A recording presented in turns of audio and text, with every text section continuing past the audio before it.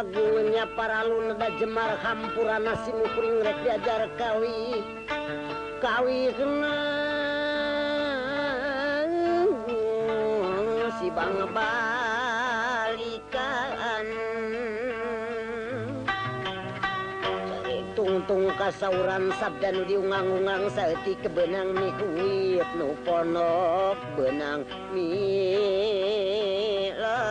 Cerita pantun sebagai salah satu hasil karya sastra berbentuk puisi dan prosa berirama merupakan dongeng Sunda asli, warisan leluhur yang diceritakan secara lisan oleh seorang juru pantun mengisahkan tentang kehidupan pada zaman kerajaan Sunda di masa lampau, yaitu Galuh dan Pajajaran. Isi cerita pantun biasanya mengisahkan tentang sesuatu keadaan, misalnya mengisahkan tentang suasana kerajaan atau negara yang mempunyai raja yang gagah berani dan putri yang cantik jelita. Ada juga yang mengisahkan tentang cara menggarap tanah dan cara bertani yang memberikan kemakmuran pada rakyat. Dalam ungkapan pantun, di samping terdapat bahasa yang serba polos dan ringkas, terdapat pula bahasa lancaran atau prosa yang dibumbui sesebret atau disebut pantun jenaka.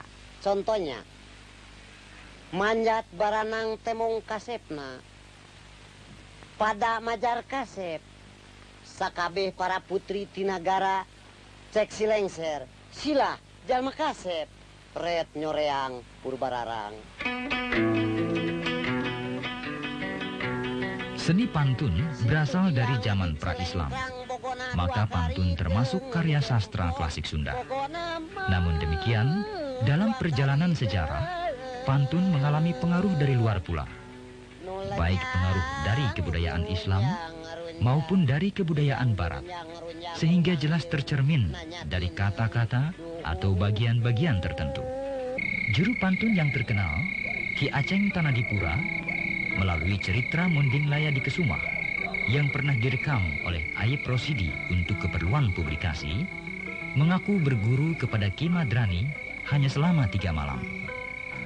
Dan Ki Cai Sastrawijaya, juru pantun yang tertua saat ini, mengaku belajar merajah hanya dalam waktu 10 menit. Dan untuk 3 macam rajah dan untuk 1 lakon, dahulu ia berguru pada Ki Sakri hanya dalam waktu 1 malam. Pertunjukan pantun merupakan pertunjukan khas Sunda. Diadakan semalam suntuk untuk memenuhi permintaan keluarga yang mempunyai hajat. Misalnya selamatan atau syukuran sehabis panen, membangun rumah, menyunati anak, atau menikahkan anak, dan lain-lain. Sebagaimana halnya ungkapan budaya orang dahulu lainnya, seni pantun tidak lepas dari unsur-unsur budaya lainnya, seperti pandangan hidup, agama, dan kepercayaan, adat istiadat, serta pengaruh alam dan lingkungan. Transkripsi cerita Lutung Kasarung yang dikerjakan oleh seorang ahli bangsa Belanda, Pleyte, merupakan naskah babon yang sangat penting sampai saat ini.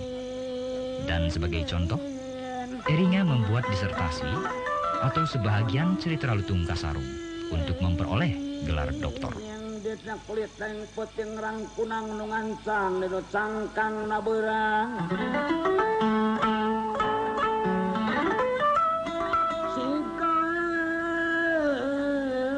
Kasamper deui kasengali dengkeun deui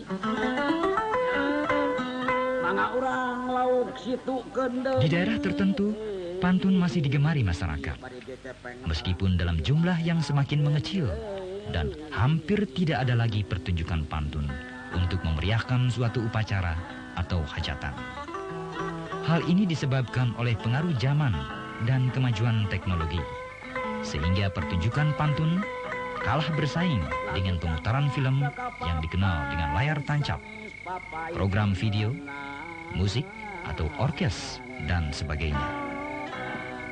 Satu hal yang sangat memprihatinkan, bahwa orang-orang yang mampu menyampaikan cerita-cerita pantun atau juru pantun, tambah lama, tambah berkurang.